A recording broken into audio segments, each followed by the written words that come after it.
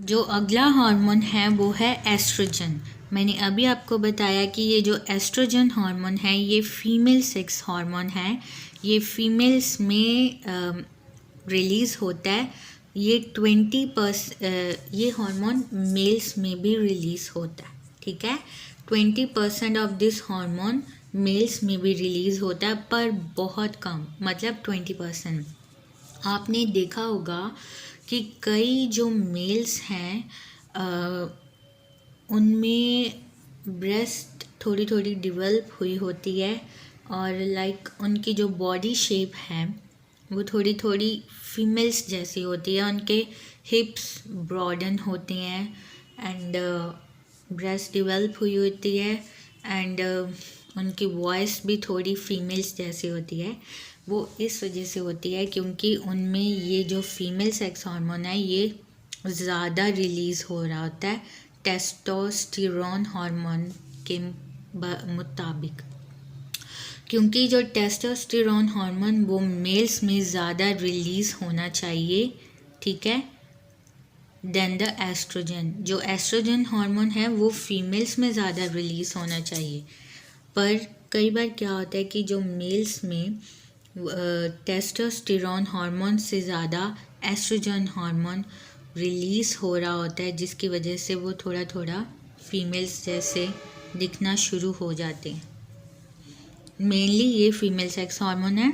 और ये जो फीमेल का रिप्रोडक्टिव पार्ट देखोगे, फीमेल रिप्रोडक्टिव पार्ट में ओवरीज होती हैं दोनों साइड में, 2 ओवरीज होती हैं फीमेल्स में, और ये उस ओवरीज में ही फीमेल गेमीट एग बनता है। ठीक है, सो ये एस्ट्रोजन हार्मोन ओवरीज रिलीज़ करती हैं।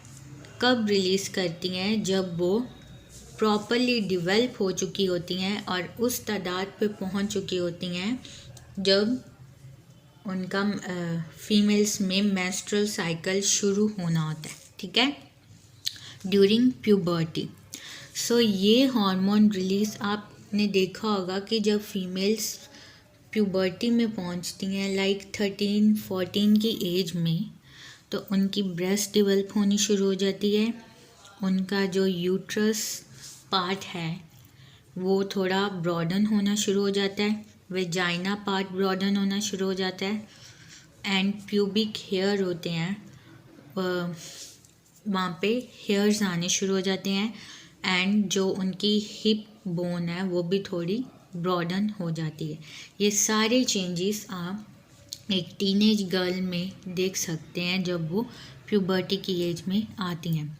ठीक है, और अगर ये हार्मोन एक्सेस में रिलीज़ हो जाए फीमेल्स में तो क्या खतरा होता है कि ब्रेस्ट कैंसर का खतरा हो सकता है, बहुत देखने को मिलता है, एंड डिप्रेशन हो जाता है फीमेल्स को, उनका वेट गेन होना शुरू हो जाता है। ठीक है, ये जो हार्मोन है ये एक सेक्स हार्मोन है जिसकी वजह से जो फीमेल्स हैं, अगर ये इम्बैलेंस में सिक्रीट होगा, जितना चाहिए उससे ज़्यादा सिक्रीट होगा, तो जो फीमेल है वो मोटी होनी शुरू हो जाएगी और उसके जो बाल हैं वो भी झड़ने शुरू हो जाएंगे, एंड मेन चीज़ कि इरेगुलर पीरियड्स आने शुरू हो जाएंगे। मतलब हर महीने जिस डेट पे पीरियड्स आते हैं उस डेट पे पीरियड्स नहीं आएंगे, आगे पीछे 1 महीना 2 महीने भी पड़ सकते हैं। तो जिसकी वजह से क्या होता है कि फीमेल्स को बहुत ज़्यादा तकलीफ़ आती है। ठीक है, और बहुत तरह के इलाज भी होते हैं, फिर वो लेने पड़ते हैं। प्रोजेस्टेरोन हार्मोन, जो प्रोजेस्टेरोन हार्मोन है ये भी एक तरह का फीमेल सेक्स हार्मोन ही है, और ये एस्ट्रोजन के साथ ही रिलीज़ होता है। ये भी ओवरीज ही रिलीज़ करती हैं। ठीक है, मेनली इसे हम प्रेगनेंसी हार्मोन भी कहते हैं। ठीक है, क्या होता है कि जब ओवरी में फीमेल गेमीट मतलब एग बन के निकलता है फेलोपियन ट्यूब उस एग को कैरी करती है और वो जो एग है वो फेलोपियन ट्यूब के एंड, जिसे हम इस्थमस भी कहते हैं, वहाँ पे जाके वो बस फिर रुक जाता है और फिर वो एटलीस्ट 10 to 15 डेज वेट करता है मेल गैमेट स्पर्म की।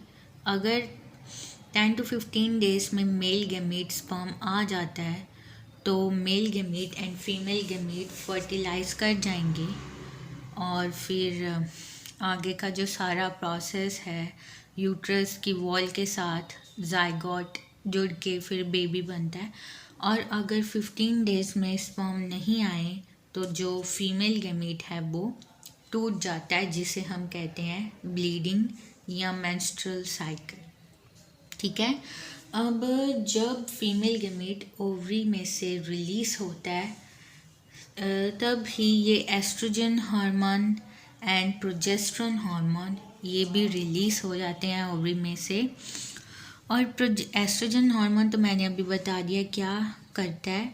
ये प्रोजेस्टेरोन हार्मोन जो है ये क्या करता है कि ये बॉडी को प्रिपेयर करने लगता है फर्टिलाइजेशन के लिए, मतलब कंसीव करने के लिए, क्योंकि पता नहीं है कि अभी जो एग रिलीज हुआ है ओवरी में से उसने स्पर्म के साथ फर्टिलाइज करना है या नहीं। पर बॉडी ने तो अपने आप को प्रिपेयर करना ही है ना, कि अगर एग फर्टिलाइज हो जाएगा मेल गैमेट के साथ तो बॉडी पहले सारी चीज़ों को प्रिपेयर करके रखेगी जिससे जो बेबी बनने में मुश्किल नहीं आएगी। सो प्रोजेस्टेरोन हार्मोन बॉडी को प्रिपेयर करता है। ठीक है। और ये प्रोजेस्टेरोन हार्मोन कौन रिलीज़ करता है? जब ओवरी में जो हमारी ओवरी में एक जर्मिनल एपिथेलियम होती है, मतलब एपिथेलियम मतलब एक लेयर होती है जिसके सेल्स डिवाइड हो के उस डिवीज़न को हम oogenesis कहते हैं। oogenesis मतलब वो वाला प्रोसेस जिस प्रोसेस से फीमेल गैमीट ओवा ने बनना है। ठीक है। वो जर्मिनल एपिथेलियम के सेल्स डिवाइड होके oogenesis प्रोसेस से फीमेल गैमीट जब बना लेते हैं तो बाकी के जो सेल्स जो फीमेल गैमीट में नहीं डिवेल्प हुए वो उस एग के आसपास अपने आप को सराउंड कर लेते हैं। उन एग्स को हम क्या कहते हैं? फॉलिकल्स कहते हैं।